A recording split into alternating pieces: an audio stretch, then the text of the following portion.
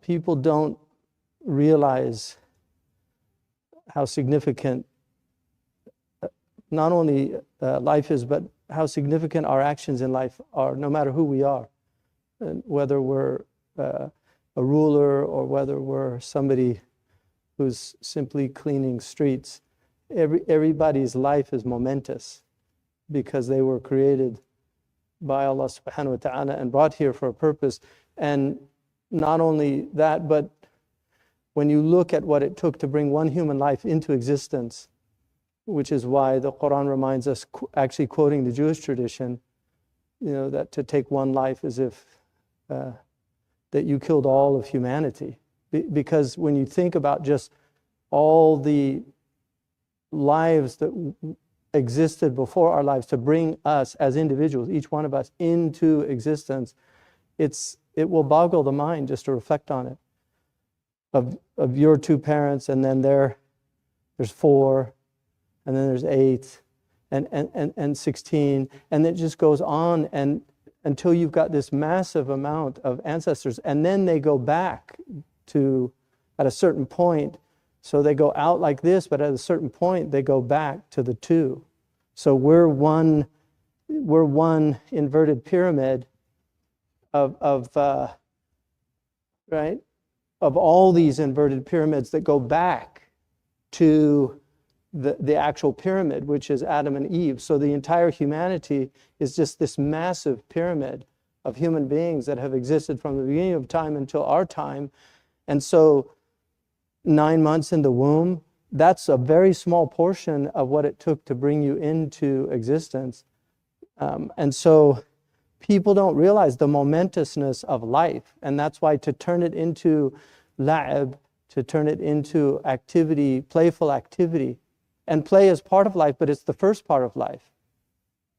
You're supposed to get out of it very quickly because children play as work. So that they're actually playing that's why in fitrah, not socially constructed, but in fitrah, most girls, not all girls, because there are tomboys, but most girls like to play with dolls because they see their mothers taking care of the baby. This is fitrah. So every traditional society has that quality. And so to pervert the fitrah of people and to try to take an anomalous element and make that the norm, it's called centralizing, the peripheral and peripheralizing the central. This is modern demonic theory, where everything's inverted, and that's one of the things that the Prophet ﷺ told us in the latter days, things would be inverted, what our tradition calls qalb al-haqa'iq. It's the inversion of realities. So fitrah suddenly is called a social construct.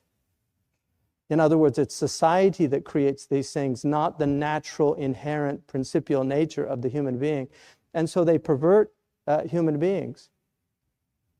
And it creates a lot of confusion, and then you have all this mental illness and people unwell because they're not in nature. Like we are meant to be in nature, and so the more distant we get from our nature, the more unwell we get. And that's why this religion is called Deen al-Fitra, because it brings people back to that principial nature. One of the elements of our nature is to worship. If you study human history, human beings worship. You're going to worship something. If you don't worship Allah, you will worship something else or many things. And that's why the Prophet ﷺ talked about the devotees of clothes. Abd al-Qamisa, the people devoted to clothes. They're worshiping clothes. And their whole life is surrounded about clothes. And then there's people that worship their stomach, so their whole life is around food. And they put their whole life around food. And then there's people, it's all about power. And this is one of the really strange things about the modern period. It's so obsessed with this idea of power, whereas in our tradition, we're more interested in powerlessness because we attribute all power to Allah. Like we are powerless, Allah is all powerful. And so whatever figurative power He has given us, it's from Him. La hawla wa la quwwata illa billah. It's only through Allah subhanahu wa ta'ala. It's not inherent to us. So this chapter, which in many ways is Imam Shafi'i famously said, all we really need, he said, if only Surah Al-Asr was revealed, lakafat, the surah would have been sufficed for us. Just Surah Al-Asr would have sufficed for humanity. وَالْعَصْرِ إِنَّ الْإِنسَانَ لَفِي خُسْرٍ. We're at loss by time, because every moment that occurs can never be got back. You can't get it back. And that's why this modern world that puts you on hold,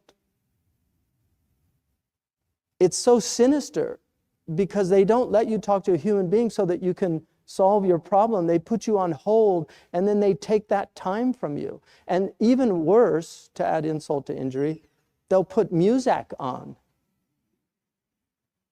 This is how sick this culture is. It's so unwell. And that's why everybody's unhinged.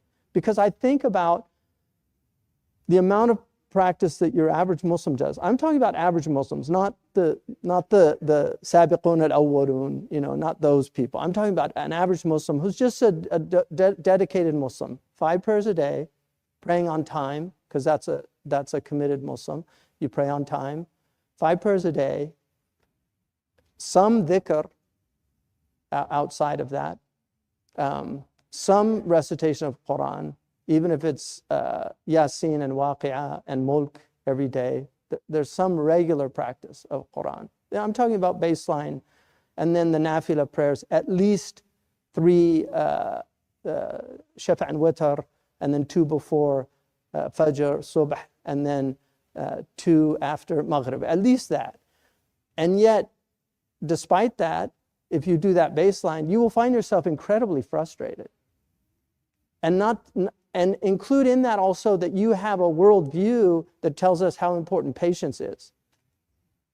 Like your Lord tells you to be patient. So all those things. So what about all these people that don't have any of that? And then you wonder why people shoot up schools and why people completely lose it and do all these horrible things, because they're so unwell and they have no medicine. And one of the things, Sidi Ali al-Jamal, not the Egyptian, but the famous Moroccan, he said, he has a book called The Meaning of Man, Ma'na al-Insan. And he said in that book, and I think he took it from Ibn Ata'illah's Hikam, because in the Hikam of Ibn Ata'illah, he says that al-ibarat quds al-mustami'in, that words are the sustenance of the listeners. So he says in his book that words are to the soul what food is to the body. That the meaning that you live on is what nurtures your soul, just like the food that you eat nurtures your body. So if you're listening to garbage all day long, if you're listening to rap lyrics with foulness in it, if you're watching the news and all these horrors are unfolding before you, that's all ghidha, that's all nourishment for your soul. But like junk food will destroy your body, junk meaning will destroy your soul. And this is where we're at. People are really sick. And you wonder why. It's amazing we're doing as well as we are, to be honest with you. As far as I'm concerned, like I told people, people think the Muslims are violent. With what you have done to this community in the last 500 years, it's a miracle how peaceful the Muslims are. It's a miracle. Just study the history. What's happened in our lifetime? Just in our lifetime. Afghanistan, over 1 million dead. Iraq, over 1 million dead. Yemen, tens of thousands. Syria, tens of thousands. Libya, tens of thousands. This is just in our lifetime. Palestine, just in the last year. And then they wonder, like, why are they so upset? What's wrong with them? No, it's a miracle that because this book is what keeps people, they just One, the really intelligent and devout ones know we deserve a lot of this. As corrupt and as distant as we are from our tradition, much of this is purification. The Prophet said, "Ju'ila adhabu ummati fi dunyaha."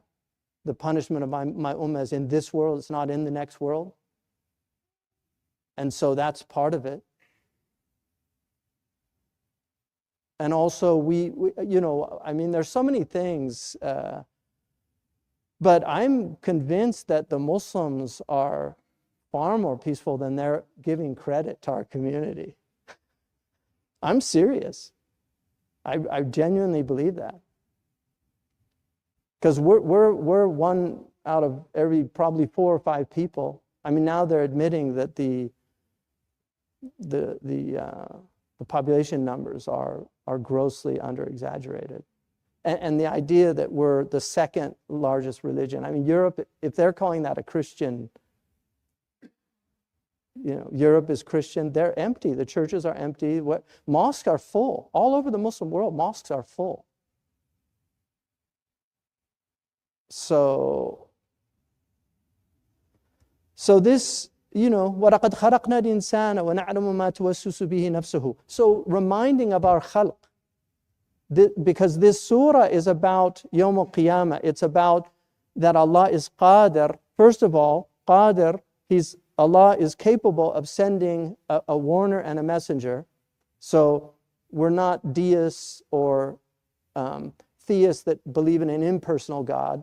We actually believe that in a God who, out of benevolence, sends people to explain to us. Because everything that we make of any sophistication, when you buy it, you get the operating manual. Now, one of the interesting things about human beings, nobody reads operating manuals. And then they get frustrated and try, especially men. Women are better at that than men are. But nobody reads operating manuals. You get a new car and there's a book, they give you a book. And then you just try to figure it out on your own. Pushing buttons and see which one turns this on or that on. This is a human condition. So Allah sent an operating manual, which are these books of revelation, to tell us about this incredibly complicated creature. How you work. You have reason, you have emotion, you have appetites. They need to be aligned. They need to be ordered. And here's how you do it. One of the ways is fasting. To learn to control your appetites. Another is swallowing your anger. وَالْكَاظِمِينَ الْغَيْظَ. To learn to control your emotions so that you don't blow up. Literally and figuratively. Because some people now literally blow themselves up. They're so angry. So, and then how to operate this. How to make this function properly. So we have a whole understanding that comes with it. So the khalq of the insan is very important. And then that Allah knows the innermost soul of that human being. And then if you look again, the consistency of throughout the Qur'an, because Allah subhanahu wa ta'ala says, He gives the 7 stages of our creation, right? That Allah subhanahu wa ta'ala, لَقَدْ خَلَقْنَا الْإِنسَانَ مِنْ سُلَالَةٍ مِنْ طِينٍ. First stage. So our essential nature is mud and earth. Like if you look at the things that we are composed of, it's mud and earth. It's mud, but it's literally water and earth. Those are the 2 components of the planet. And so we have in us, we have calcium, we have potassium, we have these minerals, and then we have this amazing skeletal system and the muscles, the brain, all these things. And then ثُمَّ جَعَلْنَاهُ نُطْفَةٍ فِي قَرَارٍ مَكِينٍ. And then we put the human being as a nutfa, and the nutfa is the zygote, right? فِي قَرَارٍ مَكِينٍ. This is the alaq, which is translated, and I genuinely believe it's mistranslated as clot of blood. It doesn't mean clot of blood. The alaq is a clinging thing. It's anything يتعلق بشيء. So when the zygote comes down into the womb, يتعلق, it embeds itself into the womb of the woman. So it literally يتعلق, and that, it's a perfect description of what it does. And this is all microscopic. You can't see this. We only know these things now. So the Qur'an is very accurate. And even Keith Moore, the embryologist, admitted that the Qur'an is really the first accurate picture of embryonic stages. And there was no access to this at the Prophet ﷺ's time. They believed in the homunculus, that there was a miniature human that just grew.